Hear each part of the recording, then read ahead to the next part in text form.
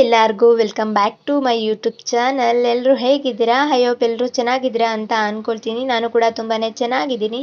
ಇದು ಸೋಮವಾರದ morning vlog ಆಗಿರುತ್ತೆ. ವಿಡಿಯೋನ ಪೂರ್ತಿಯಾಗಿ ನೋಡಿ. ವಿಡಿಯೋ ಇಷ್ಟ ಆಗಿದ್ದರೆ ಪ್ಲೀಸ್ ಒಂದು ಲೈಕ್ ಮಾಡಿ, ಶೇರ್ ಮಾಡಿ, ಕಮೆಂಟ್ ಮಾಡಿ, ಹಾಗೆ ಸಬ್ಸ್ಕ್ರೈಬ್ ಮಾಡ್ಕೊಳ್ಳೋದನ್ನು ಮರಿಬೇಡಿ ಅಂತ ಹೇಳ್ತಾ ಇವತ್ತಿನ ವಿಡಿಯೋನ ಸ್ಟಾರ್ಟ್ ಮಾಡ್ಕೊಳ್ತಾ ಇದ್ದೀನಿ. ಬೆಳಗ್ಗೆನೇ ಬೇಗ ಇದ್ದು ರಂಗೋಲಿ ಎಲ್ಲ ಹಾಕ್ಕೊಂಡು ಹಾಗೆ ಕಸ ಕೂಡ ಬಳ್ದು ಹಾಗೆ ಸ್ವಲ್ಪ ಪಾತ್ರೆ ಕೂಡ ತೊಳಿಬೇಕಾಗಿತ್ತು ಅಂತ ರಾತ್ರಿನೇ ಪಾತ್ರೆ ತೊಳೆದಿಟ್ಟಿರಲಿಲ್ಲ. ಅದಕ್ಕೆ ಇವಾಗ ಪಾತ್ರೆನೂ ಕೂಡ ತೊಳ್ಕೊಂಡು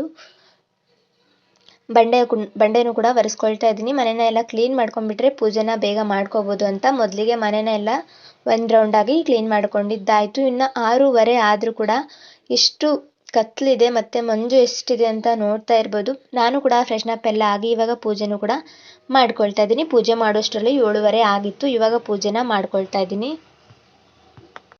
ಹೊಸಲಿಗೆ ವಿಭೂತಿ ಮತ್ತು ಕುಂಕುಮನೂ ಕೂಡ ಹಚ್ಕೊಂಡು ಹಾಗೆ ದೇವರಿಗೆ ಎಲ್ಲನೂ ಕೂಡ ಹಚ್ಕೊಂಡು ಹೂನ ಎಲ್ಲ ಇಟ್ಕೊಂಡು ಇವಾಗ ದೀಪನ ಹಚ್ಕೊಳ್ತಾ ಇದ್ದೀನಿ.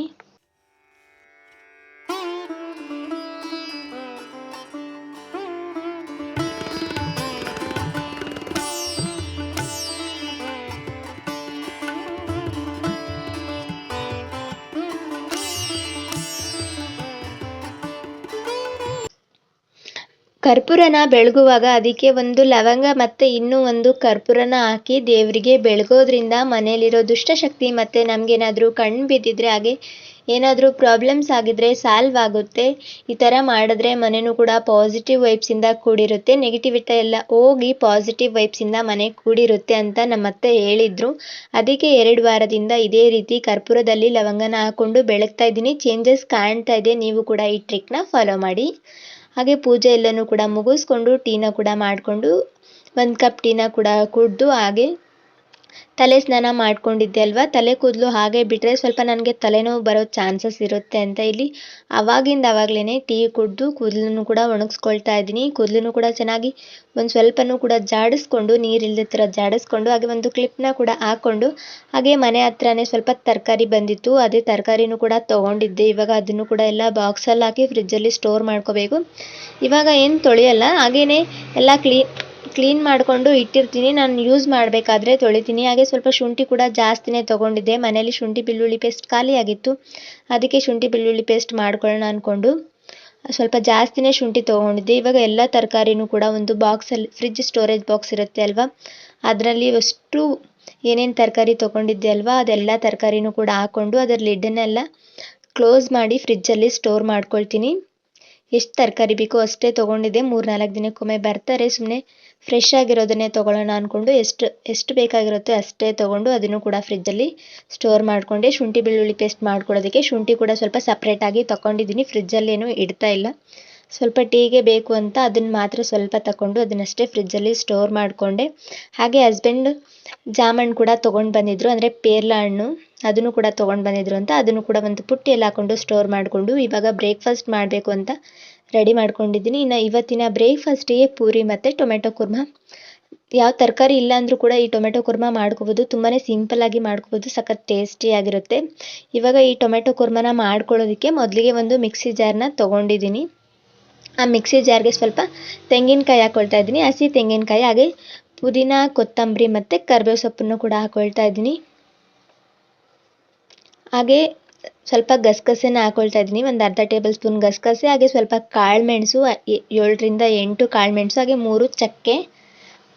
3 ಲವಂಗ, ಹಾಗೆ ಸ್ವಲ್ಪ 1-2-3 ಚಕ್ಕೆನ ಹಾಕ್ಕೊಳ್ತಾ ಇದ್ದೀನಿ. ಚಕ್ಕೆನ ಹಾಕ್ಕೊಂಡು ಸ್ವಲ್ಪ ನೀರು ಹಾಕ್ದೇ ಸ್ವಲ್ಪ ಒಂದು ಸಲ ಹಾಗೆಯೇ ತರತರಿಯಾಗಿ ರುಬ್ಕೋಬೇಕು. ಇದನ್ನು ಒಂದು ಸಲ ಹಾಗೆಯೇ ತರತರಿಯಾಗಿ ರುಬ್ಕೊಂಡು ಆಮೇಲೆ ಸ್ವಲ್ಪ ಇದಕ್ಕೆ ನೀರನ್ನು ಹಾಕ್ಕೊಂಡು ಫೈನ್ ಪೇಸ್ಟಾಗಿ ಮಾಡ್ಕೋಬೇಕು. ಇದನ್ನು ಫೈನ್ ಪೇಸ್ಟಾಗಿ ಮಾಡ್ಕೋಬೇಕು. ನೋಡ್ತಾ ಇರ್ಬೋದು ಯಾವ ಥರ ಫೈನ್ ಪೇಸ್ಟ್ ಆಗಿದೆ ಅಂತ. ಈ ಥರ ಫೈನ್ ಪೇಸ್ಟ್ನ ಮಾಡಿ ಸೈಡಲ್ಲಿ ಎತ್ತಿಟ್ಕೊಂಡಿದ್ದೀನಿ. ಒಂದು ಪಾತ್ರೆನ ತೊಗೊಂಡು ಅದಕ್ಕೆ ಸ್ವಲ್ಪ ಎಣ್ಣೆನ ಹಾಕ್ಕೊಳ್ತಾ ಇದ್ದೀನಿ. ಎಣ್ಣೆ ಕಾದಾದ ನಂತರ ಸ್ವಲ್ಪ ಸಾಸಿವೆ ಜೀರಿಗೆನ ಹಾಕ್ಕೊಳ್ತಾ ಇದ್ದೀನಿ.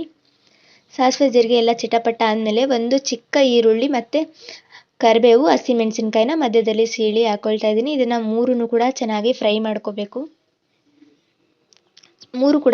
ಈರುಳ್ಳಿ ಕೂಡ ಚೆನ್ನಾಗಿ ಫ್ರೈ ಆಗಬೇಕು. ಹಾಗೆ ಹಸಿಮೆಣಸಿನ್ಕಾಯಿ, ಕರಿಬೇವು ಕೂಡ ಚೆನ್ನಾಗಿ ಫ್ರೈ ಆದಮೇಲೆ ಟೊಮೆಟೊನ ಹಾಕ್ಕೊಳ್ತಾ ಇದ್ದೀನಿ. ಒಂದು 4-5 ಹುಳಿ ಟೊಮೆಟೊನ ಕಟ್ ಮಾಡಿಕೊಂಡು ಸೇರಿಸ್ಕೊಳ್ತಾ ಇದ್ದೀನಿ. ಟೊಮೆಟೊ ಕುರ್ಮಾಗೆ ಮೇನ್ ಟೊಮೆಟೊನೇ ಬೇಕು ಅಲ್ವಾ, ಅದಕ್ಕೆ ಸ್ವಲ್ಪ ಜಾಸ್ತಿನೇ ಟೊಮೆಟೊನ ತೊಗೊಂಡಿದ್ದೀನಿ. ಟೊಮೆಟೊನ ತೊಗೊಂಡು ಇವಾಗ ರುಚಿಗೆ ತಕ್ಕಷ್ಟು ಉಪ್ಪನ್ನು ಹಾಕ್ಕೊಳ್ತಾ ಇದ್ದೀನಿ, ಹಾಗೆ ಅರಿಶಿನ ಪುಡಿ ಹಾಕ್ಕೊಳ್ತಾ ಇದ್ದೀನಿ. ಇವಾಗಲೇ ಹಾಕ್ಕೊಂಡ್ರೆ ಟೊಮೆಟೊ ಸ್ವಲ್ಪ ಬೇಗನೆ ಸಾಫ್ಟ್ ಆಗಿರುತ್ತೆ. ಟೊಮೆಟೊ ಹಾಕಿದ ತಕ್ಷಣ ಉಪ್ಪು ಅರಿಶಿನ ಪುಡಿ ಹಾಕೋದ್ರಿಂದ ಬೇಗನೆ ಸಾಫ್ಟ್ ಆಗಿರುತ್ತೆ. ಇವಾಗ ಒಂದು ಲಿಡ್ಡನ್ನು ಕ್ಲೋಸ್ ಮಾಡಿ ಒಂದು 2-3 ನಿಮಿಷ ಬಿಡ್ತಾ ಇದ್ದೀನಿ. ಇವಾಗ ನೋಡ್ತಾ ಇರ್ಬೋದು ಟೊಮೆಟೊ ಎಷ್ಟು ಚೆನ್ನಾಗಿ ಸಾಫ್ಟ್ ಆಗಿದೆ ಅಂತ. ಇವಾಗ ಮೊದಲಿಗೆ ಇದು ಏನು ರುಬ್ಬಿ ಇಟ್ಕೊಂಡಿರ್ತೀವಲ್ವ, ಪುದೀನ, ಕೊತ್ತಂಬರಿ ಮತ್ತು ಕಾಯಿ ತುರಿ, ಚಕ್ಕೆ, ಲವಂಗ, ಗಸಗಸೆ ಎಲ್ಲನೂ ಕೂಡ ರುಬ್ಬಿ ಇಟ್ಕೊಂಡಿರ್ತೀವಲ್ವ, ಅದನ್ನು ಇದಕ್ಕೆ ಆ್ಯಡ್ ಮಾಡ್ಕೊಳ್ತಾ ಇದ್ದೀನಿ.